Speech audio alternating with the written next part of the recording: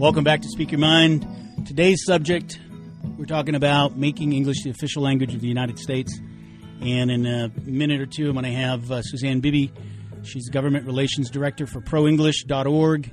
It's the organization in Virginia that is supporting, from a congressional level, federal level, making English the official language. There are 32 states that have English as its official language when people conduct official government business. And I personally support it as an immigrant to ensure that our immigrants that come here for a better life are encouraged. And sometimes tough love is tough. But I think if we encourage those immigrants to learn English, they're going to be much better off than what politicians nowadays are doing, giving them translations and documents in their own language when they're never going to learn to really learn the language that we speak in our country. Suzanne, you're on the line. Can you hear me? Yes, I can hear you. Thanks for having me. No problem. Thank you. I know it's you're on the East Coast, and we should be pretty dark here pretty soon. But I appreciate you coming on. As I told the listeners, today's subject, some people can consider to be controversial. Some people, they won't see it as controversial. I think you and I are in the same mindset that we should be encouraging immigrants who come to the United States for a better life to learn English so they can assimilate, they can earn more money, they can become a tighter fabric in what the United States of America is about. And if they miss the opportunity to learn English, or if they can't learn or don't want to learn English, they're missing a huge bulk of opportunities. And I'm hoping with you on the show today we can talk about what are those missed opportunities and what Pro-English is doing on a national level to encourage more states to adopt English as their official language, and also on the congressional level, our members of Congress, as they deal with the shutdown nonsense and other things. But we must keep focus that immigrants come here getting benefits and entitlement and so on. If we continue to encourage them to learn English, they're going to fit much better. So I appreciate you coming on the show, and we'll use the next 45 minutes or so to talk to Northeast Oregon and our listeners, who I believe support overwhelmingly this issue, because we want to make sure that immigrants can fit in our communities and be able to stand on their own 2 feet and speak the language. So tell us a little bit about Pro-English, and then we can dive right into some more discussion. Yeah, definitely. Well, for anyone not familiar with Pro-English, we've been around since the early 90s. We're basically a national grassroots organization with the main mission to establish English as the official language at all levels of government. So, the local level, the federal level, and the state level. So far, the state level has been the most successful. There are 31 states that have an official language law, an official English law, so that's great. There are a number of, small towns and, communities and cities all across the United States that also have an official English law. But, the one thing that we've, we're founded to do was to make English the official language of the federal government. And, we've gotten close a lot of times. A bill has passed the House maybe one year, it's passed the Senate the next year, but it's never gone all the way to the President's desk. So, we're still working hard to do that. It's Pro-English. You can find us really easily. We're, obviously have a great website at ProEnglish.org. We're really active on, social media, always updating our fans with, tons of English stories every day. You'd be amazed how many stories there are about the issue still. On Facebook, we're facebook.com/ProEnglish, and on Twitter you can follow us at ProEnglishUSA. So, we're very active, have a really good, grassroots network. We're always sending legislative alerts to keep people informed and to, hold their officials accountable. So, you said very important. We need to hold our elected officials accountable, from local level all the way to Congress. I went on the website and I've got, some statistics. So as far as the immigration reform bill that I believe is stalled for now, a high percentage of Americans favor this reform bill for blanket amnesty or allowing 12, 13 million undocumented aliens to get a path to citizenship. But about 60, 70% of Americans support putting English in that bill. As I've read it, and it's quite a huge bill, a lot of papers in it, a lot of pages. it's pretty loosely written as far as requiring these immigrants to know English, even though English is required to become a citizen. So what have you learned on the immigration bill, strengthening that a little bit more, requiring these folks to really show some proficiency, some good hardcore proficiency on learning English? Yeah, it's funny, the amnesty issue is still around, even though everyone's talking about, the government shutdown and, the coming, debt limit fight that's going to happen in Congress. But amnesty still hasn't gone away. The Senate bill, as you know, was 2,000 pages long. It passed back in June, or the end of May, actually. It passed back in the Senate with a pretty terrible vote. It was about 68 to 28. So it was definitely not a close vote. And there are lots of technical things, regarding, I'm sure your listeners pay attention and they know about the whole controversy over anything that the House passes relating to immigration could potentially go to a conference and then go into a conference with the Senate bill and attach amnesty. Even if the House passes something really good, pro-enforcement, and even if it had great English provisions, those things could be easily stripped out in a conference, and then we could end up with basically the Senate bill. So the Senate bill did have a lot of shortcomings in terms of, English provisions and English requirements for illegal aliens. So, it seems to be a really common talking point that, illegal aliens, the bill would provide for them to learn English, pay back taxes, have to return home, things like that, move to the back of the line. But that's not really the case, especially with English. English was absent from the bill until you got to about 100 pages in, and they were already talking about green card applicants.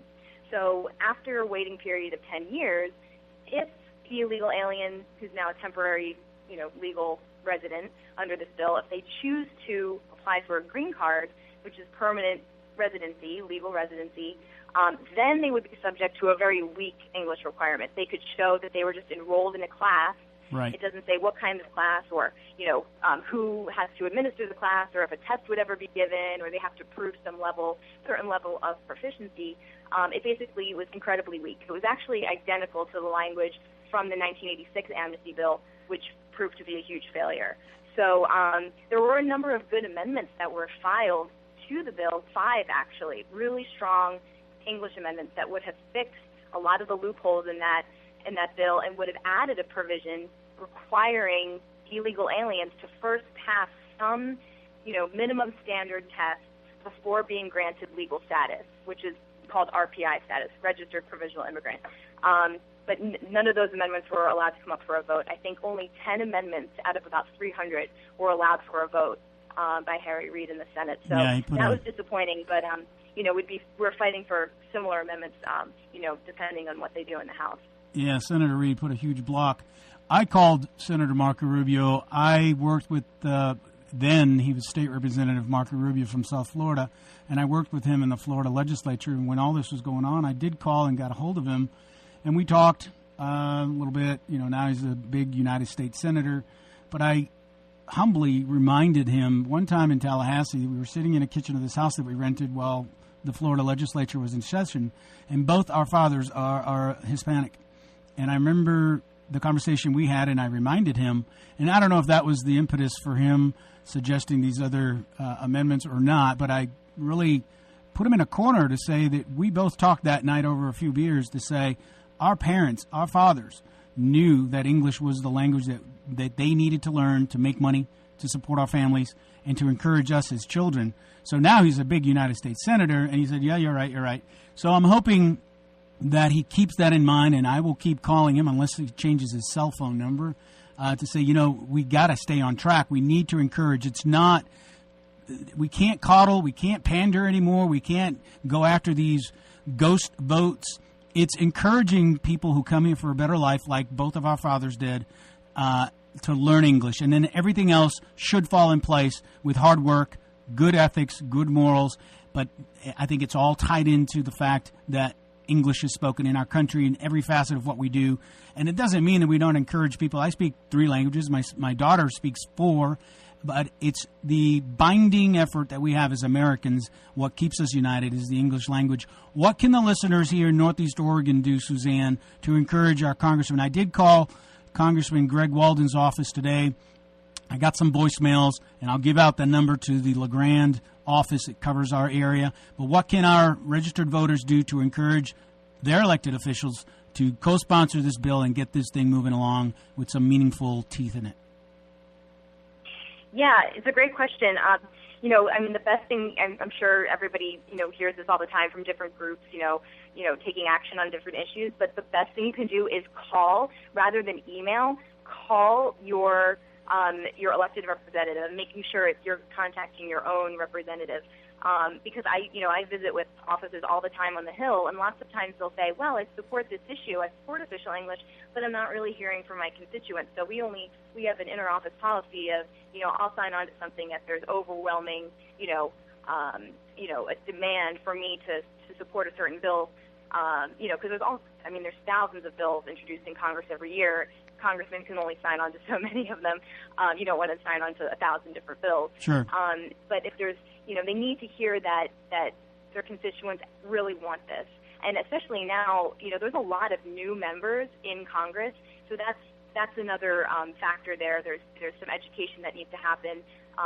And if especially if you have a new member, they really need to hear from you because they probably don't know much about official English, and they probably don't have much experience with it, even though the issue's been around for a good 30 years. So I would say that, you can take action really easily through the ProEnglish website. Just go to our homepage, proenglish.org, and right there on the homepage you can sign up and you'll get all of our national alerts, and it's so easy to take action. You can send emails, we give you every single number that you would ever need to call. You don't really have to do anything other than make the call. So it's automated if people go to proenglish.org and visit the site and learn about the issue, but also have an easier method to contact. I'm going to give out the number to Congressman Greg Walden's office in LeGrand. It's 541-624-2400, and encourage you to call and let the congressman know that this is an important issue that you support. And, the premise of this show is to give people an opportunity to speak your mind, and I'm open to a debate. I'm open to hearing the cons and the pros of any issue that we talk about. So if you disagree with the policy or this issue to becoming law, then let the congressman know. And in about a few minutes, we'll open up the phone lines, and I encourage you to call in if you support the issue. And if you don't support, just let me know why you don't support and engage in this conversation with myself and my guest. When we come back from the break, there are opponents to the issue, and they come up with a variety of issues. I've dealt with this in a variety of ways in Tennessee, where I formerly lived before I moved to Oregon. And the issue was always, let's be kinder to immigrants. If we do this and force English, we're being unfriendly, and on and on and on. But the fact is, as an immigrant myself and one who speaks Spanish and Italian, I was in some rooms where people spoke Spanish, and I understand what they're saying.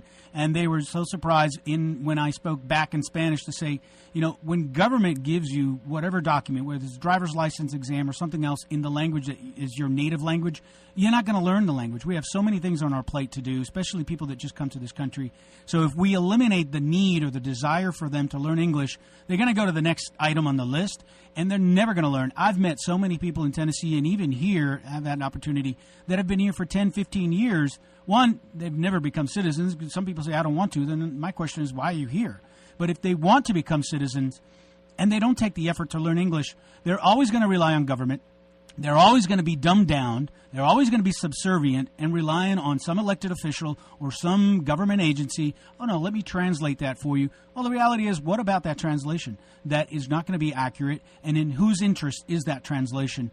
So we'll talk about that in a little bit.